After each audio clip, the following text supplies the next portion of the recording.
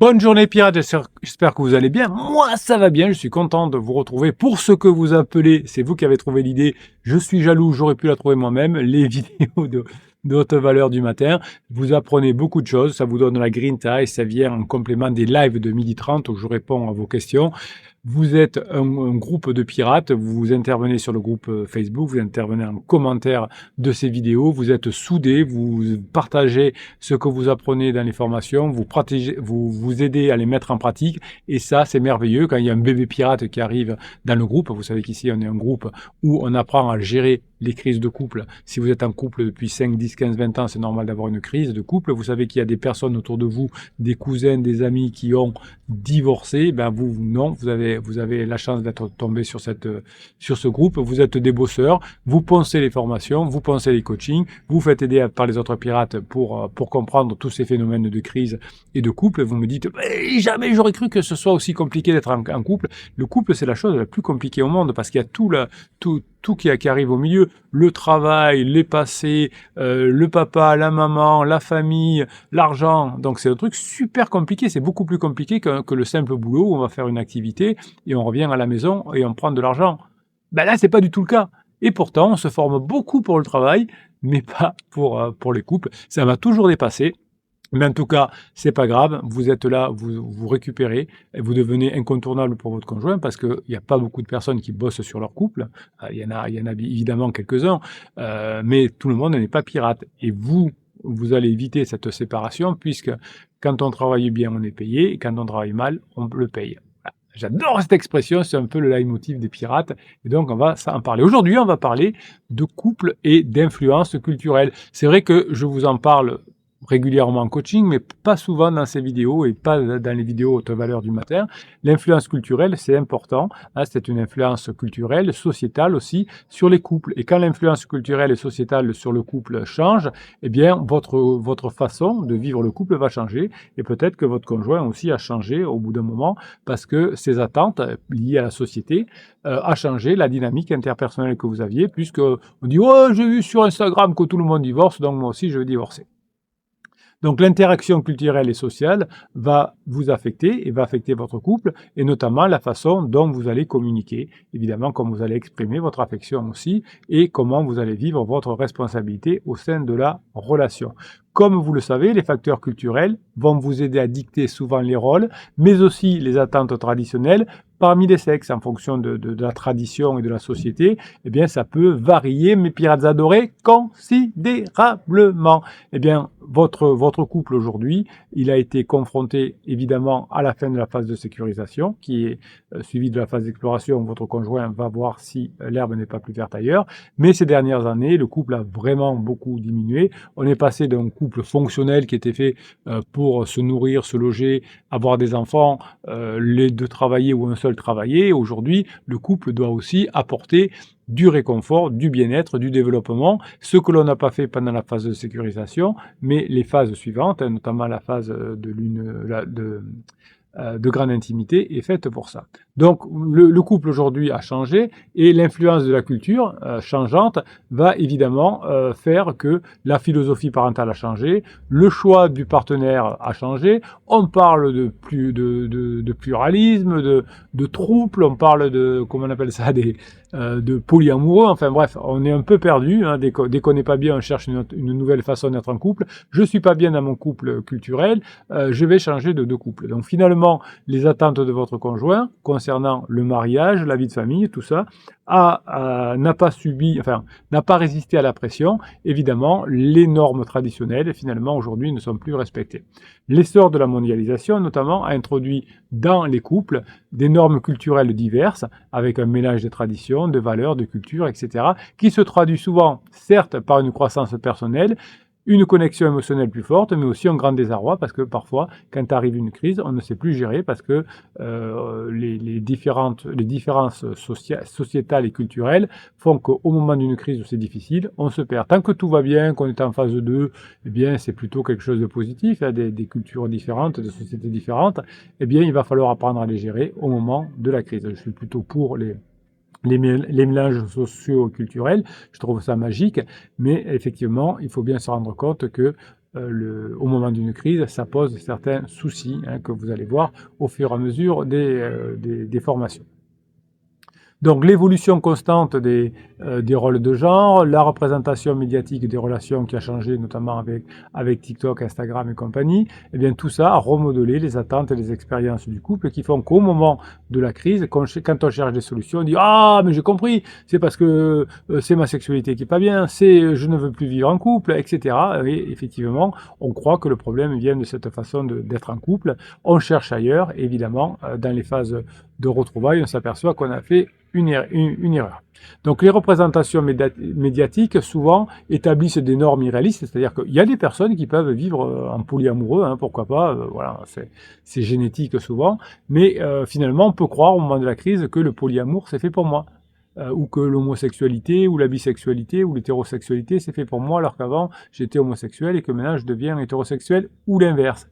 Évidemment, l'égalité des sexes, tout ça va finalement à créer aussi des tensions entre la masculinité et la féminité, et tout ça a favorisé plutôt des conflits dans les couples plutôt que de les rapprocher. La masculinité, la féminité auraient dû finalement rapprocher en faisant une dynamique plus égalitaire au sein des partenariats, mais on s'est aperçu qu'au contraire, souvent, ça crée plus de conflits qu'autre chose. Donc c'était ce qu'on appelle une fausse bonne idée, le fait de vouloir développer la féminité, par exemple, ou le féminisme en tout cas, a, chez certains couples en tout cas, créé des difficultés. Alors, chez d'autres, ça a sûrement arrangé les choses. Mais malheureusement, ce qu'on voit sur le terrain, c'est que au moment d'une crise, je vais peut-être être attiré par le féminisme, par le masculinisme, et ça va, au début, évidemment, pendant la lune de miel du masculinisme ou du féminisme, je vais être très content, et puis comme toute lune de miel, eh bien ça va se dégrader. J'avais une personne, enfin un client, dont la femme était tombée en amitié avec une femme divorcée très féministe, et pendant un moment, elle allait même coller des affiches. Alors c'était dans le quart sud-est de la France, on va pas trop en dire non plus. Et au bout d'un moment, elle s'est demandé ce qu'elle s'est fait, se battre avec des non-féministes, enfin c'était n'importe quoi. Et quand ils sont revenus ensemble, eh bien c'était mais qu'est-ce que j'ai pu faire à ce moment-là? Pourquoi j'étais devenu féministe alors que le féminisme, finalement, ça peut être quelque chose de sympa comme le masculinisme, pourquoi pas, hein.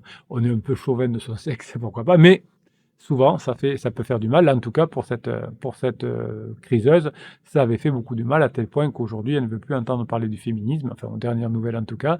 Et bien c'est bien dommage parce que, comme le masculinisme, comme le féminisme, ça peut avoir des bons côtés, évidemment, hein, comme tout, ça a des bons côtés et des moins bons côtés. Ici, on est sur une chaîne scientifique, donc on ne prend pas parti, on décrit les choses.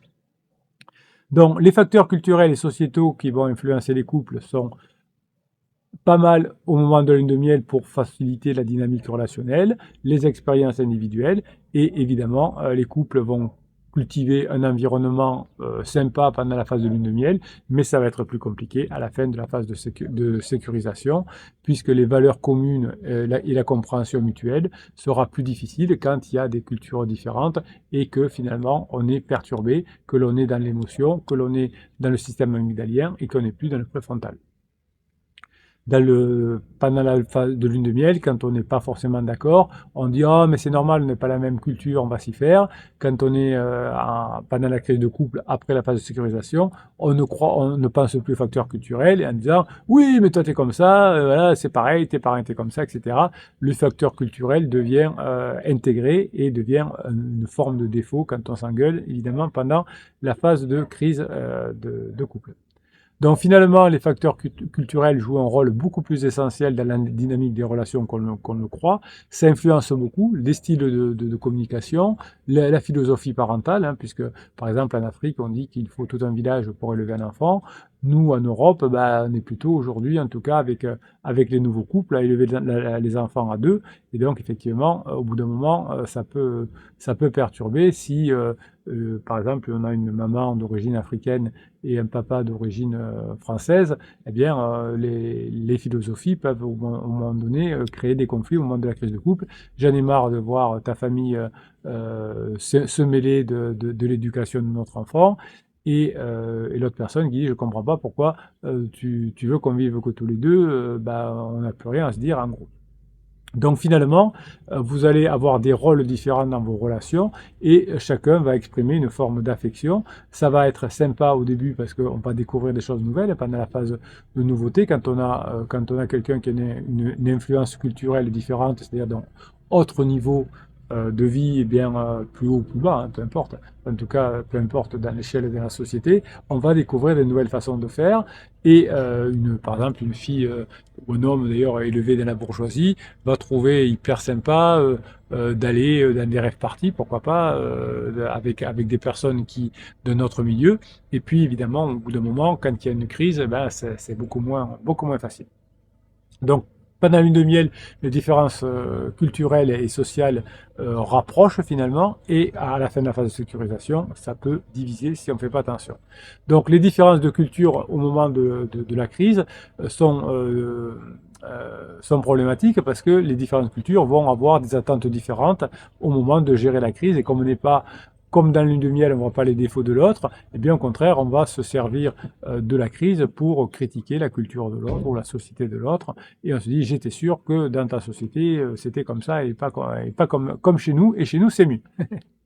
Donc finalement, certaines cultures vont mettre l'accent sur les rôles traditionnels du sexe au moment de la crise, tandis que d'autres vont avoir un point de vue plus égalitaire.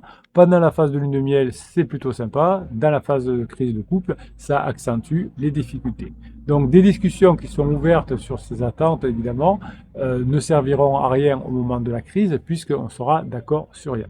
Donc les normes culturelles et les normes de la société dictent la manière dont vous allez communiquer, mais aussi la manière dont vous exprimez l'amour et l'affection. Dans une même société, hein, si on a des différences culturelles, dans un milieu bourgeois et dans un milieu populaire, on n'a pas les mêmes façons d'exprimer l'amour et l'affection. C'est comme ça, c'est des cultures différentes.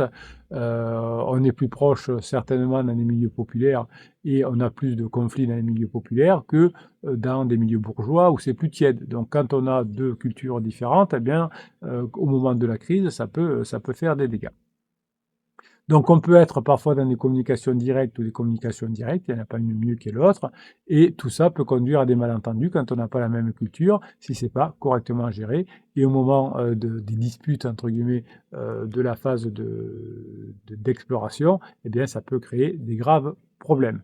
Donc autant s'adapter au style de l'autre est sympa pendant la phase de lune de miel, autant les influences culturelles vont créer des problèmes affectifs qui vont considérablement changer évidemment selon les cultures, mais qui vont avoir un impact terrible au moment de la connexion émotionnelle de la crise.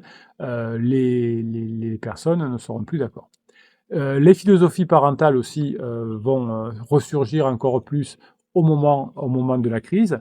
Quand les familles décident de fonder, d'avoir un enfant, eh bien, les contextes culturels, eh bien, on s'en accommode, on veut tellement un enfant, on dit oh ben c'est sympa cette tradition. Alors des fois on va un peu se battre parce que si on n'a pas les mêmes religions, par exemple, on dit ah moi je veux qu'il soit baptisé, pas baptisé, enfin voilà tout ce genre de choses là. On en discute, on combine ces influences, notamment quand on est en lune de miel, eh bien on trouve plutôt des compromis facilement. Eh bien on fera à la fois un mariage religieux et un mariage civil, voilà pour on fait un effort. C'est plus compliqué, hein, déjà. Oui, nous on fait des familles, on fait des mariages en petit comité, et l'autre qui dit ah mais non, nous on amène toute notre grande famille, donc ça peut même créer des problèmes au niveau financier, etc. Et plus tard, évidemment, les traditions seront pas les mêmes. Chez nous, on ne divorce pas, ou chez nous, ben, quand on s'entend pas, on divorce. Voilà. Ces traditions vont créer des problèmes. Donc, au niveau de la mondialisation, puisqu'aujourd'hui on peut rencontrer des personnes du monde entier assez facilement, puisqu'on est dans un monde interconnecté, eh bien, cette mondialisation a élargi l'exposition des individus à différentes cultures. Moi, je trouve ça génial. Mais évidemment, ça va falloir savoir le gérer au moment de la crise. Les médias, les voyages, évidemment, facilitent cette exposition. Mais quand on est, finalement, il y en a un des deux toujours qui devra faire des sacrifices. Si on a des cultures différentes, c'est-à-dire qu'il va falloir que je change ma culture pour m'adapter à l'autre. Par exemple, je sais pas, moi j'habitais en Asie, je vais devoir venir habiter en Europe, et quand il y aura la crise, eh bien, ça va être, je vais me retrouver isolé, et je vais vouloir rentrer en Asie, par exemple, retrouver ma famille parce que j'en ai besoin, et évidemment, ça va faire un éloignement. Si je vivais, je sais pas, dans des HLM et que je vais vivre maintenant dans des quartiers bourgeois, au moment de la crise, eh ben, ça va poser une problématique effectivement, parce que ben, je vais devoir retourner dans mon quartier populaire ou dans mon quartier plutôt bourgeois, et effectivement, ça va recréer un fossé. Déjà que pendant la crise, on s'engueule beaucoup, et bien là, on va avoir des reproches qui sont faits. Toi, t'es trop bourge, toi, t'es trop populaire, toi, dans ta culture, vous êtes tous nuls, etc. Donc, vous voyez, tout ça va se mélanger. Voilà. Donc, dans cette vidéo de haute valeur du matin, je voulais vous faire quand même cette précision qui est importante. Les mélanges culturels et sociétaux sont géniaux pour créer un couple parce que ça rajoute à la nouveauté. Hein. J'apprends plein de choses, j'apprends des nouveaux codes, etc. Mais ça pose une grosse difficulté au moment de la crise de couple. Donc, il faudra être 2 fois plus vigilant par rapport à ça parce que le couple risque d'exploser puisque outre le fait que les personnes vont sortir de la phase de sécurisation, et bien évidemment, s'il y a une personne qui est loin, qui doit rentrer voir sa famille, ou qui n'a pas de famille sur le coin, ou qui est pas du même niveau social, ou qui revient voir les potes de banlieue ou je ne sais quoi, eh bien ça crée des problèmes encore plus importants. Voilà. Donc il faut le savoir, il faut s'y prémunir, donc c'est pour ça que je voulais faire cette vidéo. Si vous êtes un couple multiculturel, multisociétal, attention, les crises, elles sont certainement plus fortes. Voilà mes pirates adorés, c'était la vidéo du matin haute valeur comme vous les avez nommés. Eh bien, j'aime bien ce nom et je vous suis reconnaissant de l'avoir trouvé et un peu jaloux parce que j'aurais aimé le trouver moi-même. Merci mes pirates adorés. On se retrouve dans la journée pour des lives. Alors suivez sur le groupe Facebook, notamment je vous mets l'heure du live parce qu'il peut changer dans la journée. Il y a des jours où je peux les faire, des jours où je peux pas les faire. Donc la priorité est au coaching. Donc en fonction des coachings, s'il y a une personne par exemple, qui peut que faire le coaching pendant son heure de déjeuner à 12h30, si ben voilà, je ne ferai pas de live ce jour-là ou je le décalerai. Donc regardez le matin sur Facebook et sur d'autres réseaux sociaux, je mets l'heure du live pour que vous puissiez venir poser vos questions. C'est complémentaire à la vidéo haute valeur du matin et c'est complémentaire aux vidéos shorts, les vidéos courtes que je vous mets toute la journée sur les réseaux sociaux, les textes que je vous écris pour que vous continuiez à mettre en application les formations et les coachings. Si vous avez besoin de trouver le catalogue des 270 formations et des 6 types de coaching, mais aussi le groupe Facebook des pirates, un seul lien que vous retrouverez en descriptif de cette vidéo sur le affiché plus, et vous aurez en plus en cliquant sur le lien la possibilité d'avoir une formation gratuite, le best-of, et ça c'est bon. Voilà mes pirates adorés, j'espère que vous allez bien bosser, que vous allez bien mettre en application, et si vous êtes un couple multiculturel, eh bien on va vous aider fort pour pouvoir passer cette crise. Merci mes pirates adorés, je vous souhaite la journée que vous méritez, je vous kiffe et je vous kiffe grave.